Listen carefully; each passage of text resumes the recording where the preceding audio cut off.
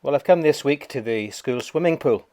How fortunate we are to have this great facility, and how privileged the pupils of the Royal Hospital School have been to have enjoyed it since it was built in 1934, when it was a state-of-the-art 38-metre pool with a glass roof, a water chute, high diving board and 2 trapeze. A new roof and ceiling were added in 1965. Perhaps the only thing it lacks is a nice jacuzzi. The thought of bubbling away in a hot tub for a while should get one through a tough workout.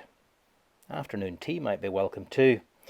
As it is, now placed beside the fitness suite, strength and conditioning room with the latest equipment and personal trainers on hand, and opposite the gymnasium with its impressive climbing wall.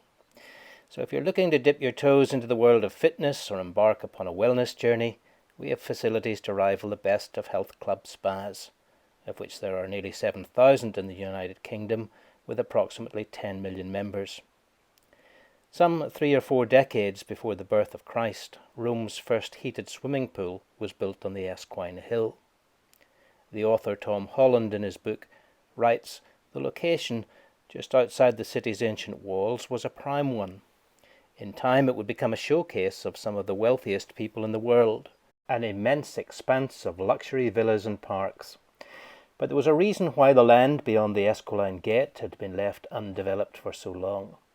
For many centuries, from the very earliest days of Rome, it had been a place of the dead. When labourers first began work on the swimming pool, a corpse stench still hung in the air.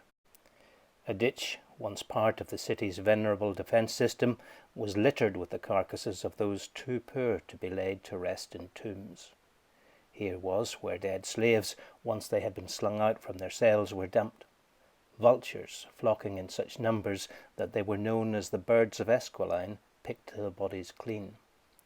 Nowhere else in Rome was the process of gentrification quite so dramatic. The marble fittings, the tinkling fountains, the perfumed flower beds, all were raised on the backs of the dead. Could there be two contexts so radically different from each other? A scene of ignominy and death, to a scene of renewal, vitality, and abundant life. Perhaps this illustrates the restoration and renewal God was making on another hill. According to the New Testament, Jesus was crucified at a spot outside Jerusalem called Golgotha, which in Aramaic means place of the skull. The Latin word for skull is Calvaria, and in English many Christians refer to the site of the crucifixion as Calvary. At Easter, in Christ's darkest hour, God was doing his greatest work. The work of Jesus Christ at Calvary accomplishes for us something more radical than we could ever imagine. His sacrifice for the penalty of sin was God's great restoration project. It turned darkness to light, death to life, and turned a hopeless end into an endless hope, because Jesus defeated the power of death and was raised to life 3 days after his crucifixion. Easter does not mean that we're the same old stuff religiously painted up with better manners and more politeness. It offers us sins forgiven and the hope of heaven and their confidence in the face of our own inevitable end. Our school swimming pool is not just a place for splashing and bobbing about.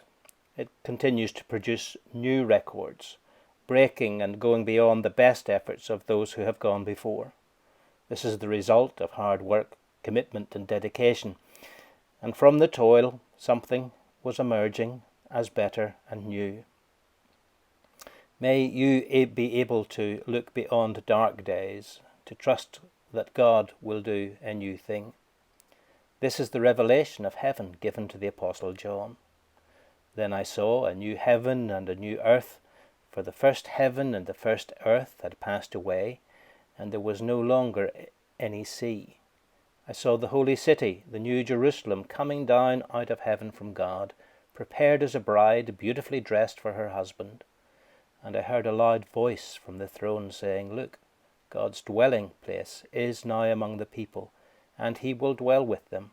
They will be his people, and God himself will be with them and be their God. He will wipe every tear from their eyes. There will be no more death, or mourning, or crying, or pain, for the old order of things has passed away. He who was seated on the throne said, I am making everything new. So Good Friday was not God's final word on the subject.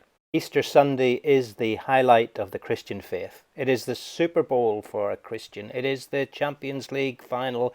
It is the absolute pinnacle of all that God was doing in defeating the ultimate and final enemy, that is death.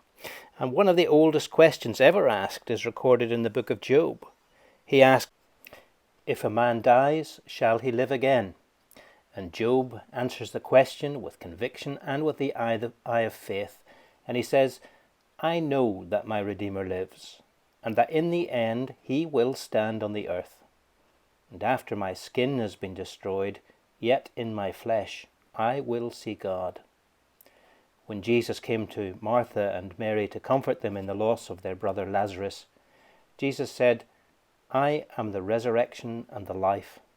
The one who believes in me will live even though they die, and whoever lives by believing in me will never die." If God was able to raise Jesus Christ from the dead, then nothing is impossible.